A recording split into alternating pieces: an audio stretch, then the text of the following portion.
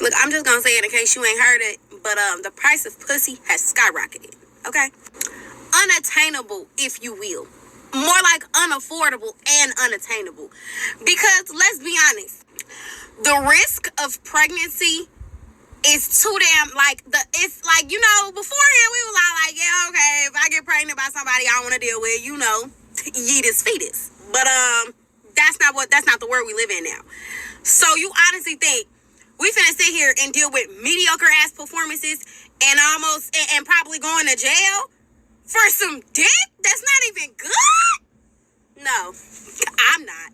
I know the hell I'm not. And I know a lot of females I know not either. So, like I said, the price of pussy is skyrocketing. And if you can't pay it, you just ain't gonna be getting no pussy. Especially if you got a dingling. Girl, ain't nobody about to buy nothing from you. I mean, come on. Now you just sitting up there admitting you selling it now? Look, I'm just gonna say it in case. Alright. So with that, I'm going to start off by giving all praises and glories unto Yahweh, Bahashem, Yahushai, Bahashem, Harakakodash, that belongs to the apostles and the elders of the great millstone. Greetings, salutations, blessings, and much love unto you elect out there. Shalom. Alright, got a little video here, and you just saw it. Alright, and the topic is right there of what her conversation was about. This was actually titled by the Philip Scott Show. Okay, and I have a verse to go with it, and a just an exhortation, if you will. Okay, it says, Ecclesiastes 37 verse 27, my son, prove thy soul in thy life, and see what is evil for it, and give not that unto it. Okay, you realize that you may have certain situations in your life that are profitable for you to be in, like women might be one thing, which this topic is kind of about.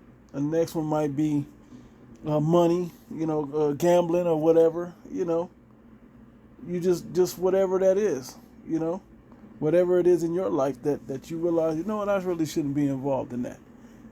But I enjoy doing it, but it just never turns out right. Yeah. When you're in this truth, in this belief, you got to figure out what those things are and start paying attention, and then stay away from them, man. As Sirach just wrote here. Okay, 28 says, for all things are not profitable for all men. Okay, neither hath every soul pleasure in everything. People are set up differently. Okay, the way the Heavenly Father created the different types of spirits, and if you will, the different souls out here. Okay, because it's when your flesh meets your spirit, that makes a soul. Different souls out here to do different things and to be subject to do different things. Part of our own individual walk and testing this truth. Okay, so we have to figure out what those things are and give not unto it. Now, coupling this with the time of which every man's favorite pastime, so to speak, is women. You may need it for comfort, you may need it for entertainment, whatever your situation is. We have to understand when is a good time and when is not a good time. Okay, when is it profitable for us and when is it not profitable for us? Okay, and the times that we're coming into, this is not going to be a high priority on being profitable for us in these latter days. Okay, with this being the mentality that they have, it can't be.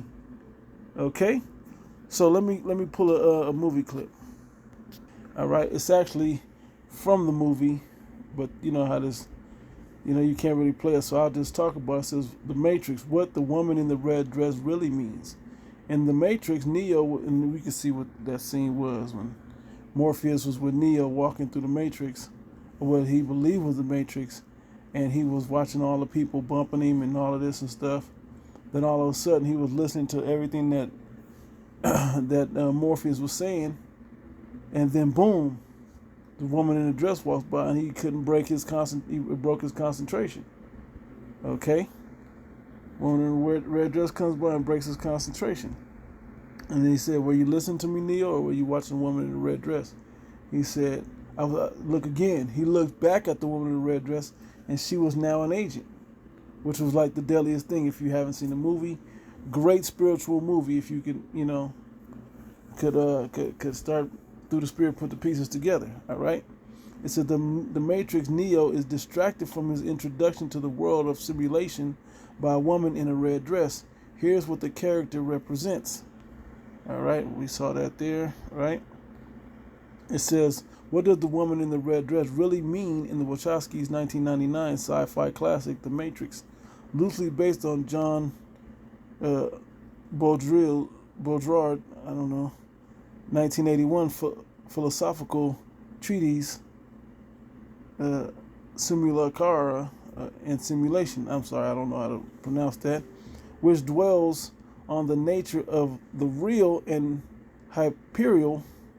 The Matrix is akin to the thematic and visual lexicon, rife with layers and symbolism as intricate as the film's virtual world itself. Okay, there's a lot of different symbolism and messages that you can pull out of this movie. All right, excellent spiritual movie to watch. In order to better understand the woman in the red dress, one must understand the scene's contextual imminence. On taking the red pill, Neo, Keanu Reeves, is able to see the world's true construct, becoming hyper-aware of the reality of the human race, most of which is in deep slumber and blind to the truth. Okay? It becomes clear that the majority of the human race has been reduced to an unwitting simulacrum, to serve the machines, reminiscence of Plato's allegory of the cave, an illusion that can only be dispelled by the emergence of the One. This is a rude awakening for Neo, but a necessary one. Okay? While Morpheus, played by Lawrence Fishburne, guides him through the programmed maze of the Matrix, Neo gets distracted by a stunning woman in red. This prompts Morpheus to ask, were you listening to me, Neo, or you were looking at the woman in the red dress? As Neo falters, he is held at gunpoint by Agent Smith. Okay? And the point that I want to allude to in this video, or exhort in this video, is the distraction. The woman in the red dress was a distraction. Astronomical prices is a distraction. Okay?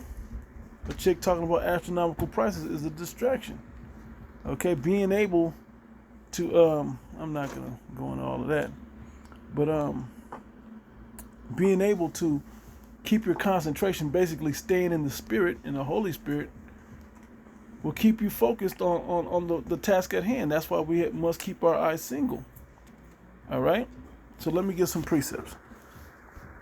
Okay, so I'm going to start with the story of Samson. Okay, it says, and it came to pass, this is Judges chapter 14, verse 15, and it came to pass on the seventh day that they said unto Samson's wife, entice, because he had a Philistine wife, all right? It says that they said unto Samson's wife, entice thy husband, okay, that he may declare unto us the riddle, lest we burn thee and thy father's house. And we know in the times that we're coming into that they're going to go into our weaker vessels, okay? And if we're connected to those weaker vessels in a way that's not more connected to the spirit of Yahweh Bashim Yahushai, man, we're going to falter in those days, okay? Because a lot of times when you really see how this rolls, our weaker vessels, if you will, our women, are connected to our flesh, okay? And you, how do you know if they're not trying to keep your life simple so you can attend unto the Lord? That's how I recognize it. But anyway, it says, entice thy husband. And what did he use? A woman, the woman in the red dress. Okay, and he had a gunpoint. He was at gunpoint after that. Gunpointed at his head, right? These women, okay, same difference. Okay, astronomical prices. The last thing a man really needs right now is to pay astronomical prices for something that's low value. Okay, high value would be the latter. Somebody that's taking care of you, that's tending to you to make sure your walk in this truth is easier. Okay, versus somebody that's just there to take up your time and get things out of you. All right. It says, yeah, she goes on putting the boo woo hoo on him. Okay. Crying to him, getting to his heart and all of that. And jumping now to the 16th chapter. All right. Let's jump down. Let's see where I want to get to. Yeah, again. Yeah, let's go right here. He was dealing with a harlot. Verse 4, Judges 16, verse 4. And it came to pass afterward that he loved a woman in the valley of Sorek, whose name was Delilah. And the lords of the Philistines came unto her and said unto her, entice him and see wherein his great strength lieth. We should all know this one, have heard a version of it. And by what means may we prevail against him, that we may bind him to afflict him? And will give thee every one of us 1,100 pieces of silver. Now, they commissioned her to entice him, man, to put him in straits, man. So what you think these demons gonna do? What you think these women are gonna do? That's the type that's got the haughty eyelids and that's gadding abroad and that's playing harlots in the street and all this other stuff. What do you think they're gonna do? They don't care about the future and the goal that we're trying to reach of salvation. They just want money out of you. They just want to conquer you. They just want to entice you. Okay? Get substance out of you. All right? All right? And so she did it for money. And if you read down, they do the back and forth, and eventually he cracked. Okay? Matter of fact, I'm going to pick up, yeah, man, we seen this, another chapter. Matter of fact, I'll grab that next. Is let me see. Yeah, I mean, she just continued doing different things, man. Let's see the one that I wanted. Okay. That's wasn't it. Where's the one I want? Yeah, verse 16. We'll pick up at 16. Yeah. Verse 15. And she said unto him, how canst thou say I love thee when thine heart is not with me? That you ain't focused on me. Okay? When thine heart is not with me, thou hast mocked me these 3 times and has not told me wherein thy great strength lieth. Because he was a mighty man. Talking about Samson was a mighty man. Okay, and he was giving hell to the Philistines with his strength to where they were subject unto him to a degree, even though we were in captivity under the Philistines. They couldn't really control him. They had him all in the games, entertaining the people and everything else. Okay, and they want to know, dang, how do we beat this guy, man? He's strong. And so they kept trying to get Delilah to entice him. Okay, distracting him from what his focus was, which was on the Lord. Okay, so it came to pass when she pressed him daily with her words and urged him, so that his soul was vexed or spiritually agitated unto death, that he told her in his heart and said unto her, there hath not come a razor upon mine head, for I haven't been a Nazarite unto the Most High, Yahweh Bashim Yahushai, from my mother's womb. If I be shaven, then my strength will go from me, and I shall become weak and be like any other man. And when Delilah saw that he had told her all his heart, she sent and called for the lords of the Philistines. And this is what your woman is going to do if you allow her to get that position over you. Okay? If you seek to please women, hey man, this is what comes with it, man. You put yourself in subject to be distracted away from your Yahweh Bashim Yahushai and be in a vulnerable position. Okay? Let me grab something real quick. Sirach chapter 9. Be not jealous over the wife of thy bosom, and teach her not an evil lesson against thyself. Samson went off on that. Okay? That he got put to death and captured because of the situation. As you read on. Verse 2. Give not thy soul unto a woman that to set her foot upon thy substance.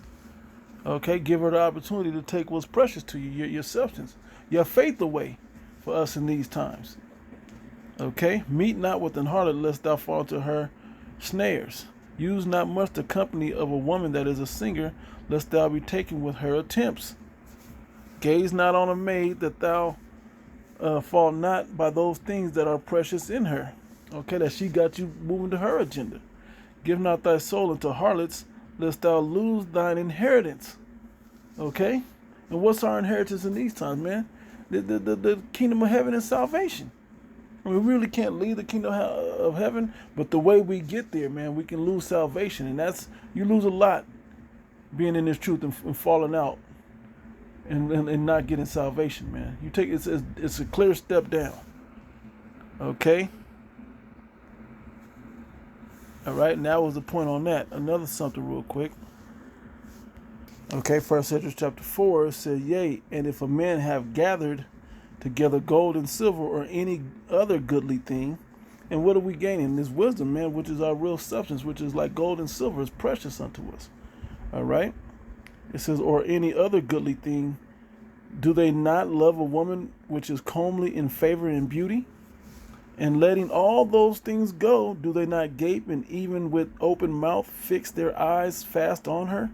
And have not all men more desire unto her than unto silver and gold or any goodly thing whatsoever? Okay, men will give up the farm for a woman, man. Especially if she's pleasing you and enticing you. Okay? When you read into that, further into that Samson, man, she had him in a, matter of fact, I'll grab it, because she had him in a vulnerable position, man. Okay? Reading on to this real quick. Verse 22, by this also you must know that women have dominion over you. Do you not labor and toil and give and bring all to the woman? Yeah, because your focus is now on that and not on Yahweh Bashim Yahushai. Okay, let me jump down a little bit. Put yourself in danger. Is that part right there, 26. Yea, there be many, many there be that have run out of their wits for women, and losing your wits is having this truth and going and under captivity of a woman, man, forgetting about the importance of the truth. Okay, we have to be cautious of that, man, that we keep our eyes focused. All right, many have also perished and have erred and have sinned for women. Okay, let's go back to Samson, then back, and we're going to move on.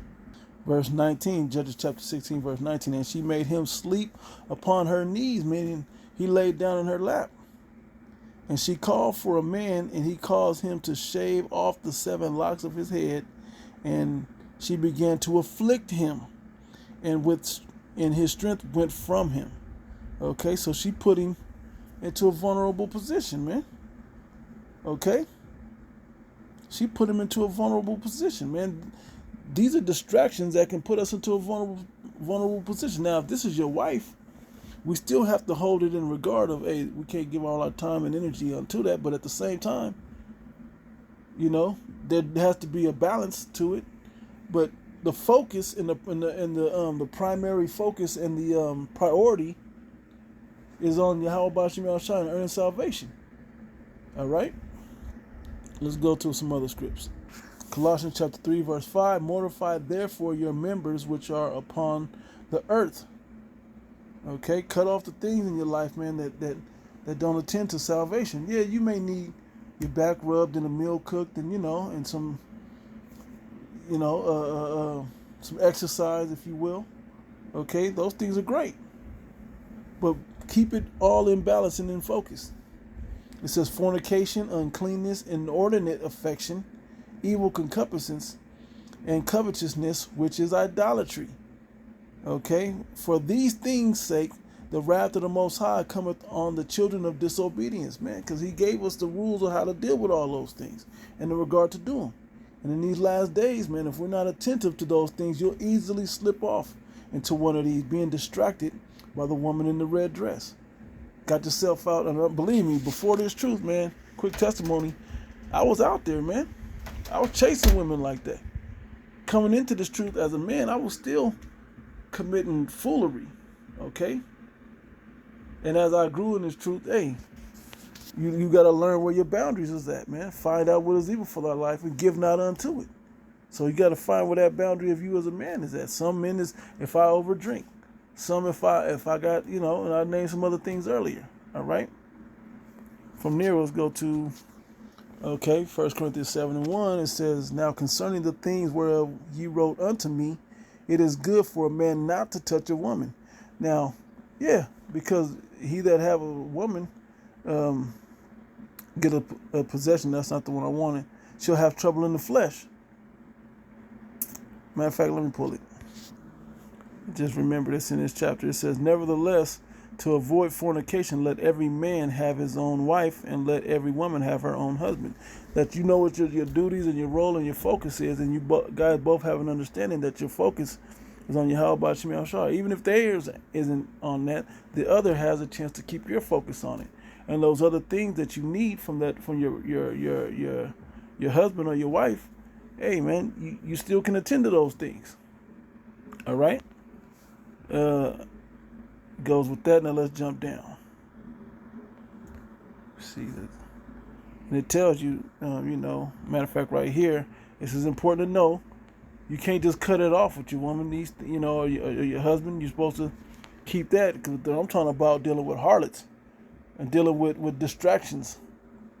Okay, things that aren't going to profit you long term. Verse 5, it says, defraud ye not one the other, except it be with consent for a time. Yeah, I need time apart so I can study. I need time apart so I can fast or stay in focus of the Lord right now. Okay?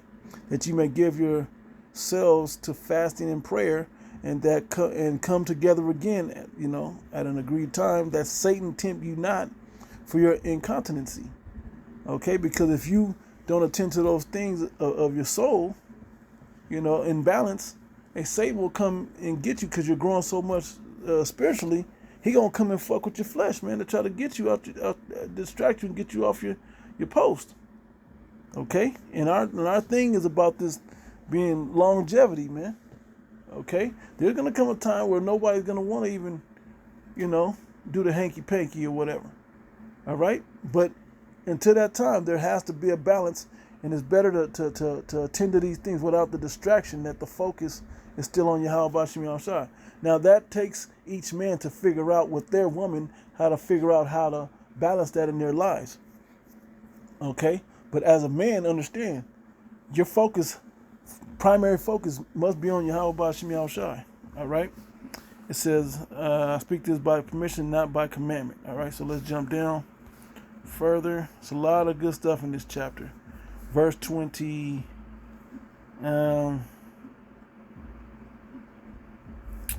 26. I suppose, therefore, that this is good for the present distress. I say that it is good for a man to so be, to have a wife. Okay, but it says, Are thou bound to a wife? Seek not to be loosed. Are thou loosed from a wife? Seek not a wife. Keep whatever your focus that got you to this point, man. Try to stay on that. And yeah, sometimes you gotta make certain changes in your life. You might have to get a woman. You may lose a woman. Whatever. You balance that out with your life, but keep your salvation at the forefront. All right. It says, but if thou marry, thou hast not sinned, and if a virgin marry, she has not sinned. Nevertheless, such shall have trouble in the flesh. But I spare you. You're gonna have trouble in your flesh, man. Dealing in a relationship, there's gonna be things that you have to do, that your flesh is gonna come to you and make you, and hinder you in such a way. Whether you're tempted by Satan, by the weaker vessel, by whichever the situation is for you, okay? But this I say, brethren, the time is short, it remaineth that both they that have wives be as though they had none. Meaning it can't be your number one primary focus. Okay? And they that weep as though they wept not, and they that rejoice as though they rejoice not, and they that buy as though they possess not. Okay, let's jump 32, and But I would have you without carefulness, that he that is unmarried care for the things that belong to the Lord, how he may please the Lord. But he that is married care for the things that are of the world, how he may please his wife. Okay? And it repeats the same thing, a wife to a husband. So, putting all that extra in your life, extra distraction in your life isn't a wise thing, man. If you have a woman or whatever, if you need to step out with a heart or whatever, you figure that out for your life. But don't give yourself over to the distractions that come with those things. Don't give yourself over to it, okay? Keep your eye focused on it, man. The Most High will see you through your situations, but praying and fasting is always profitable in this thing, okay? He may take away the desire. He may give you a woman, a good woman that'll help you take care of the things you need to pursue the Lord even stronger. Okay, and that's what pretty much what this video is about. All right, so Lord willing, it was edifying, giving all praises and glories unto Yahweh, by Hashem Yahushai, by Hashem Ruach HaKodesh, double honor to the apostles and the elders of the great millstone. Greetings, salutations, and blessings unto your elect. Until the next one, Shalom.